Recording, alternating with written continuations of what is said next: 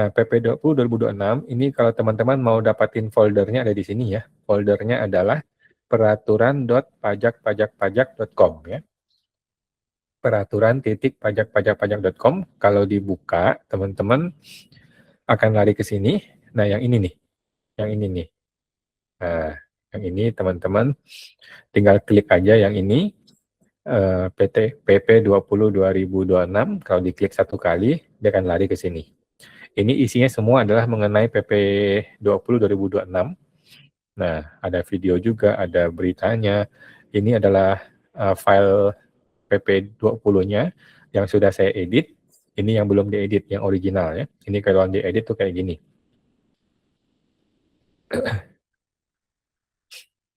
Nah, yang sudah diedit tuh udah saya kasih, udah dikasih begini-ginian. Udah dikasih tulisan-tulisan begitu. Oke. Kemudian yang ini adalah kualifikasi untuk 2027 adalah gunakan basis data 2026. Ini hasil dari pertanyaan saya kepada informasi pajak ke kering pajak ya, pakai email. Ini yang kedua, yang ketiga juga hasil dari jawaban dari kering pajak. Oke, kita akan bahas pelan-pelan teman-teman ya. Pelan-pelan kita bahas teman-teman. Kalau ada pertanyaan silakan langsung di raise hand atau di chatting. Jadi PP 20 2026 ini pada prinsipnya adalah menyatakan orang pribadi dan PTP itu bisa selamanya menggunakan PPh final 0,5% UMKM ya.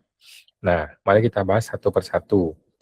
Nah, jadi yang pertama adalah orang pribadi dan PTP-nya dan punya istrinya itu berlaku keduanya dan gabungan itu bisa berlaku selamanya dia pakai PPh final 0,5%.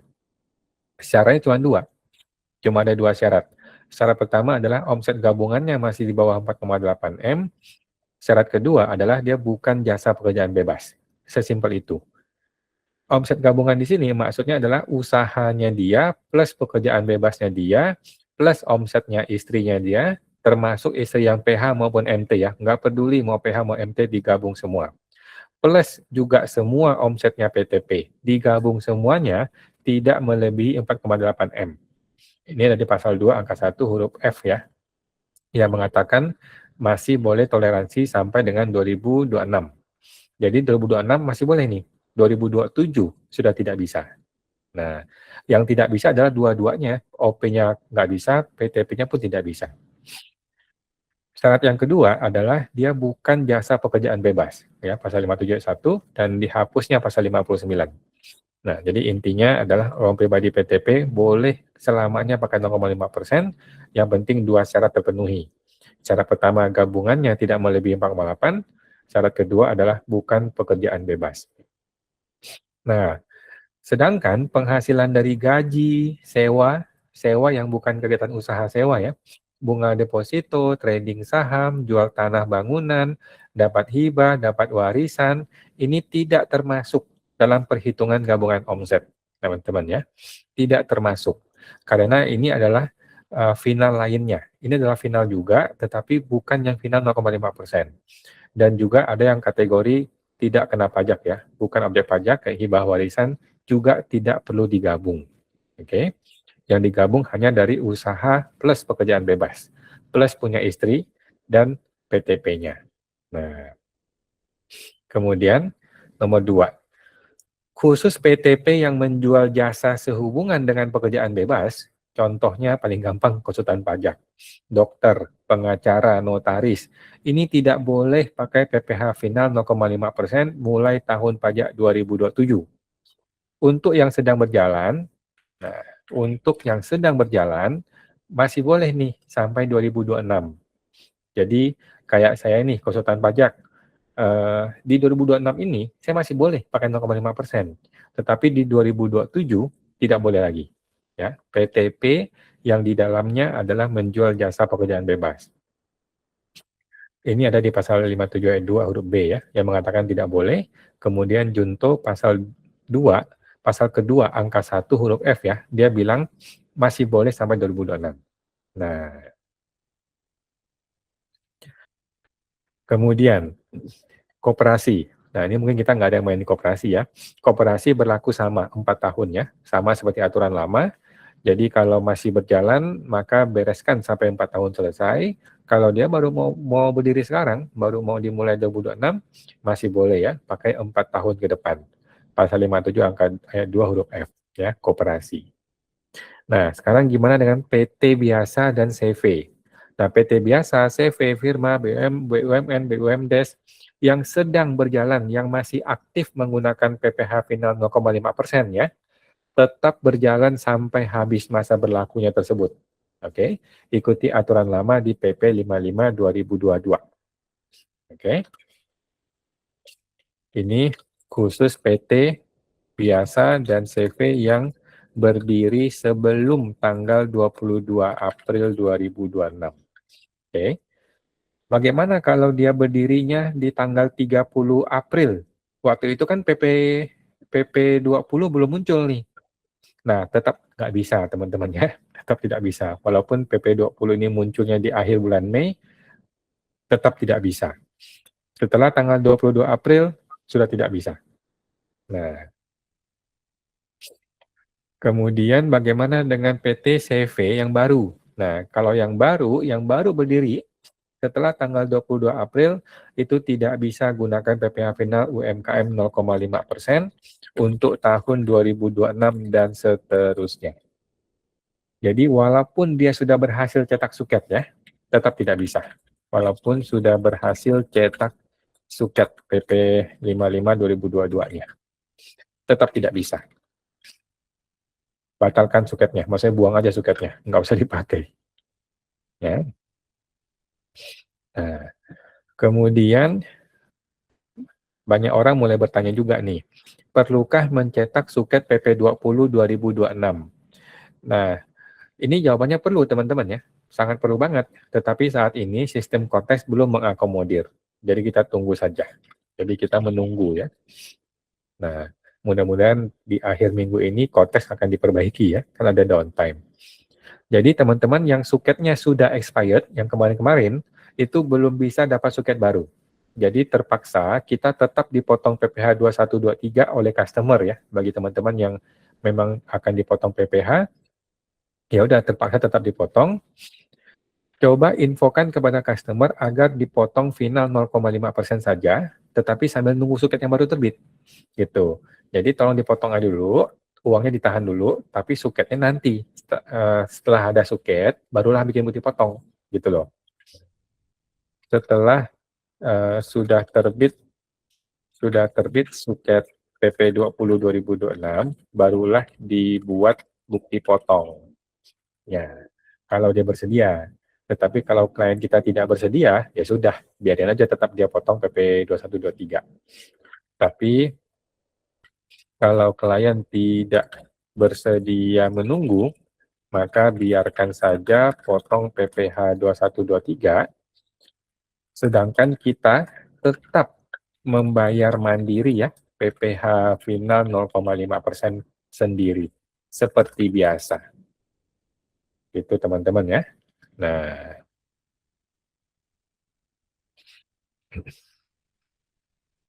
kemudian kalau punya omset pribadi lebih dari 4,8 M gimana? Nah, menurut saya sih sudah saatnya kita melupakan PPh final 0,5%. Ya, teman-teman perlu mendirikan mungkin PTP atau PT atau CV dan menjadi PKP sejak dari awal. Gitu. Saya rasa sudah saatnya ya, kalau memang omset yang gede. Gitu. Berbagai cara yang kita pikirkan itu bisa-bisa saja, tetapi menurut saya akan mempersulit diri sendiri, merepotkan diri sendiri. Lagi pula DJP itu kedepannya udah tahu, kedepannya itu memang ini targetnya. Memang dia tidak mau lagi ada orang tuh pecah-pecah omset, gitu. Jadi fasilitas 0,5% itu terlalu murah dan memang hanya untuk mereka-mereka yang murni masih kecil, masih merintis, gitu. Sedangkan yang sudah gede, sudah di atas 4,8 M, oleh DJP dianggap bukan lagi UMKM. Sudah dianggap pengusaha kelas menengah lah gitu ya, dan memang harus dikenai pajak lebih mahal, bahkan super mahal. Nah, kemudian pertanyaannya, Kalau mau tetap gunakan 0,5% UMKM, gimana caranya? Caranya gampang sebenarnya ya, teman-teman harus tetap kecil usahanya. Maksimal omset 4,8 M. Gabungan ya, orang pribadi plus istri plus PTP. Nah, pertanyaan, bisa nggak ditahan omsetnya? Jawabannya bisa, teman-teman ya. Jadi kalau kita betul-betul merasa malas banget bikin PKP, atau malas banget harus pembukuan dan sebagainya ya, ya udah tutup toko aja. Begitu melewati 4,5 M, tutup tokonya, kita jalan-jalan ke luar negeri, tahun depan Januari dagang lagi gitu. Dan itu bisa dilakukan teman-teman ya.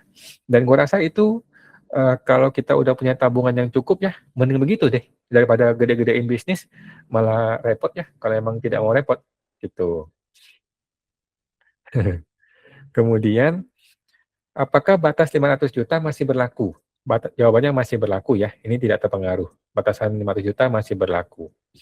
Nah, kemudian, apakah sudah tidak bisa pecah omset orang pribadi dan PTP? Kan selama ini banyak tuh yang pecah-pecah ke PTP. Jawabannya iya, sudah tidak bisa menurut saya sih ya. Kalau gabungannya melebihi omset 4,8 M, nah, maka dua-duanya menjadi tidak boleh ya, pakai PPh final 0,5% mulai tahun pajak 2027. Berdasarkan gabungan omset 2026 ya, bukan 2025. Oke. Ini ada berasal dari jawaban informasi pajak di file nomor 2. Di sini di file nomor 2 yang ini. Oke. File nomor 2 itu, jadi saya bertanya kepada informasi pajak ya, omset gabungan OP dan PTP lebih dari 4,8 M itu di 2025. Tetapi 2026-nya dia tidak melewati 4,8 M. Ini bagaimana? Apakah di 2027 masih boleh pakai 0,5%? Inti pertanyaannya adalah acuan untuk gabungan omset ini omset 2025 atau 2026? Oke, ini dijawab oleh informasi pajak ya, oleh kering pajak. Teman-teman tinggal baca aja filenya, tetapi intinya adalah, mana dia? Intinya adalah omset yang menjadi acuan adalah omset gabungan 2026, ya, bukan 2025. Artinya apa? Artinya kan sekarang kan 2026 bulan Juni, kita masih bisa atur. Kita masih bisa atur supaya omset 2026 kita paksakan di bawah 4,8 M total gabungannya. Sehingga 2027 kita clear, kita bisa pakai 0,5%. Oke. Walaupun di 2025 itu sudah melewati 4,8 M secara gabungan. Paham, teman-teman ya? Mudah-mudahan paham ya. Nah, jadi bagi WP yang omset gabungan 2025 sudah lewati 4,8 M, masih bisa diatur agar omset 2026-nya di bawah 4,8 M secara gabungan, sehingga di 2027 OP-nya ini masih bisa pakai 0,5%. Mudah-mudahan teman-teman masuk ya, nangkep ya. Kemudian, ada orang bertanya, bolehkah pecah omset ke orang pribadi atau PTP ditambah ya, plus PT biasa atau CV? Nah, jadi satunya OP, satunya PT biasa. Boleh nggak? Jawabannya, boleh aja. Boleh, tetapi menjadi tidak relevan nih. Karena kan PT CV udah nggak bisa 0,5% nih. Sehingga jadi nggak relevan. Ngapain kita pecah ke PT dan CV gitu ya. Nah, jadi aturan ini sebenarnya betul-betul berpihak pada UMKM murni. Ya, aturan ini juga mendorong teman-teman mulai membuat PTP, ya, pembukuan, kemudian makin meningkat mulai jadi PKP gitu ya. Jadi memang diarahkan naik tangga. Yang sudah, yang masih UMKM boleh, tapi sudah ngelewatin, ya udah bikinlah PTP, bikinlah pembukuan, bikinlah PKP di sana. Gitu. Nah, teman-teman ingat jasa itu ada dua macam. Ini yang bikin orang bingung nih ya. Ada jasa biasa yang bukan murni pekerjaan bebas, ada yang namanya jasa pekerjaan bebas. Oke. Apa contohnya jasa murni yang bukan pekerjaan bebas? Contohnya dia buka bengkel, tukang AC, pemain piano tuh yang dicontoh di penjelasan pasal 56 ayat 4 tuh yang lagi kacau tuh. Nah, jasa-jasa seperti ini ada dua kategori nih. Jika dia nih, jika dia punya pegawai, dia tidak perlu bikin PTP ya, maka orang pribadi ini menjadi bisa pakai PPh final 0,5%. Tetapi jika dia tidak ada pegawai, maka menjadi pekerjaan bebas. Kalau pekerjaan bebas, maka tidak bisa pakai final 0,5%. Sesuai dengan penjelasan pasal 56 ayat 4. Oke, ini mengenai pemain piano. Mari kita cermati pelan-pelan teman-teman ya. Pemain piano itu kan adalah jasa tetapi bukan murni pekerjaan bebas. Kalau dia mengajar sebagai pribadi, dia pekerja bebas. Tetapi kalau dia buka kursus, punya pegawai, maka dia bukan pekerja bebas. Dia boleh pakai 0,5%. Nah, tipe jasa yang kedua. Tipe yang kedua adalah jasa pekerjaan bebas. Ciri khasnya adalah orang ini punya lisensi khusus. Contohnya apa? Konsultan, pengacara. Kan pengacara ada kartu advokatnya. Dokter kan punya lisensi dokter ya. Apalah namanya? Notaris ada lisensi juga, akuntan ada lisensi, arsitek, PPAT, agen asuransi, agen properti, pemain musik. Nah, makin ke sini makin melebar nih, pembawa acara, penyanyi. Emang penyanyi ada lisensinya? Kan nggak jelas ya. Pelawak. Emang pelawak ada lisensinya? Kan nggak ada. Bintang film, sutradara, model. Nah, tapi intinya teman-teman bisa, walaupun agak membingungkan ya, tapi kan kita bisa memahami ya. Maksudnya di sini adalah sekelas pemain piano, buka bengkel, tapi di sini tuh sekelasnya kelas profesional gitu loh ya, profesional tenaga ahli. Nah, ini kategori pekerja bebas. Walaupun dia punya pegawai, walaupun dia berbentuk PTP, tetap tidak bisa PPh final 0,5%. Ini arahnya yang mau dibuka oleh PP 20 2026 ini. Ini berdasarkan jawaban informasi pajak di file nomor 3. Ya, teman-teman kalau buka dari sini, buka yang ini, kemudian nomor 3 ini ya. Nomor 3 itu mengatakan, jadi saya tanya, konsultan pajak kalau punya pegawai atau bikin PTP, punya pegawai, boleh nggak pakai 0,5%? Walaupun sudah saya kasih contoh-contoh mengenai kursus piano ini ya, kan konsultan pajak sama aja kayak pemain piano dong harusnya, pekerja bebas ya. Kok piano kalau punya pegawai jadi boleh pakai 0,5%, tetapi kok konsultan pajak punya pegawai tidak boleh gitu. Tetapi intinya, walaupun dia muter-muter ya, tetapi intinya adalah PTP yang mengerjakan konsultan pajak itu tidak bisa pakai PPh final. Jadi arahnya pekerja bebas, maunya PP ini ya, pekerja bebas itu lupakan PPh final. Gunakanlah norma 50%. Masih lumayan dapat 50%.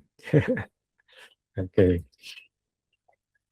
Masih bisa pakai metode norma 50%. Ya. Sudah lumayan kok. Sudah lumayan ya. Daripada gaji karyawan kantor, itu full loh. Full kena PPh umum. Kita dapat norma 50% udah bagus sebenarnya.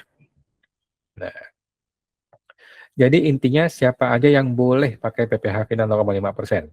Yang pertama adalah orang pribadi atau PTP yang jual barang dagang biasa, bukan jual jasa, yang omset gabungannya di bawah 4,8 M. Yang kedua adalah orang pribadi atau PTP yang jual jasa, bukan barang, tetapi bukan jasa yang khas pekerja bebas. Ya. Bukan jasa yang khas pekerja bebas. Dan dia punya pegawai di luar dirinya sendiri. Omset gabungannya di bawah 4,8 M. Nah, hanya dua tipe ini aja lah yang boleh menggunakan PPh final 0,5%. Nah, kira-kira begitu. Kemudian, apakah NPPN masih perlu dicetak? Dan bagaimana yang sudah cetak di Januari 2026? Jawaban saya adalah masih perlu dan tidak terpengaruh ya. NPPN sama sekali nggak pengaruh, tetap perlu dicetak. Nah, kemudian kalau orang pribadi punya PTP di 2025 dan 2026, omset gabungan 2025 sudah lewati 4,8 M. namun omset gabungan 2026 itu di bawah 4,8 M. Apakah 2027 bisa final 0,5% atau tidak? Jawabannya bisa ya. Yang menjadi dasar untuk menentukan kualifikasi 2027 boleh atau tidak boleh PPh final adalah berdasarkan dari omset gabungan 2026, bukan 2025. Artinya masih bisa diatur nih 2026 ya. Nah, jadi kalau gitu kan teman-teman orang pribadi maupun PTP masih bisa pakai 0,5% di 2027 sepanjang Anda bisa mengatur omset gabungan 2026 tidak melewati 4,8 M. Nah, ini sesuai dengan jawaban tadi ya, jawaban informasi yang di file nomor 2. Nah, kemudian kalau 2027 seorang pekerja bebas mau tetap memaksakan gunakan PTP dengan 0,5%, apakah bisa? Contoh nih konsultan pajak kita nih ya. Menurut saya bisa aja dengan membuat alasan-alasan ini ya. Alasan pertama adalah saya ini punya pegawai, sama dengan contoh kasus piano ya, Tuan A. Tuan A si pemain piano. Kan sama kayak dia dong. Yang kedua, saya mengajarkan jasa manajemen, bukan jasa pekerja bebas. Nah, walaupun alasan ini alasan klasik ya, tetapi kalau memang Anda mau memaksakan, mau berani melawan, ya bisa aja. Kemudian yang ketiga, lisensi pribadi saya tidak digunakan dalam urusan BTP ini. Ini juga bisa dilakukan ya, kalau konsultan pajak. Gitu. Nah, atau sekalian aja Anda cabut lisensinya, kalau memang nggak perlu ya. Kemudian, bisakah saya buat orang pribadi dengan 0,5%, kemudian juga bikin PT atau CV yang non-final? Jawabannya boleh. Boleh ya. Tetapi kalau stok barangnya berbeda. Tetapi kalau stok barangnya sama, alias pecah omset, nggak usah deh teman-teman ya, malah ngerepotin diri sendiri. Yang namanya pecah omset akan selalu terjadi pencampuran stok. Stok barang tercampur itu selalu terjadi. Kemudian terjadi percampuran beli barang, terjadi percampuran rekening bank, itu selalu terjadi kalau memang dia pecah omset, gitu. Tetapi kalau memang barangnya beda, boleh, gitu. Jadi orang pribadi jualan barang A, dia maunya 0,5%, kemudian dia buka PT, PT ini jualan barang B, gitu. Barangnya beda nih, suppliernya beda nih, rekeningnya beda nih, boleh buka PT biasa atau CV hanya untuk jual barang yang berbeda itu, kemudian di PT-nya itu dia tidak gunakan 0,5%. Itu boleh, ya boleh. Kemudian lebih baik bikin PTP atau PT biasa atau CV, jawaban saya adalah selalu PTP. PTP itu udah paling bagus ya. Kecuali omset sudah yakin di atas 15 M, maka boleh langsung PT biasa sejak awal. Gitu. Dan kalau mindsetnya mau PKP, maka sejak awal buatlah jadi PKP. Jangan di tengah-tengah, karena kalau tengah-tengah repot lagi. Omset orang pribadi naik turun, apakah bisa ubah PTP, ubah PPh final dan PPh umum? Ini sedang saya tanyakan ke informasi pajak ya, jadi belum dijawab, masih menunggu jawaban. Jadi kalau 2026 melewati 4,8 M. 2026 masih di bawah 4,8 M. Berarti kan 2027 dia boleh PPh final. Kalau 2027 dia melewati 4,8 M. Berarti kan 2028 dia pakai PPh umum. Nah, gimana kalau 2028 dia di bawah 4,8 M? Bolehkah 2029 dia menggunakan PPh final kembali? Kalau nggak boleh, nggak adil dong. Semua orang boleh berlaku selamanya, tetapi saya langsung kehilangan seluruh hak saya hanya gara-gara 1 tahun gitu ya. Jadi nggak adil.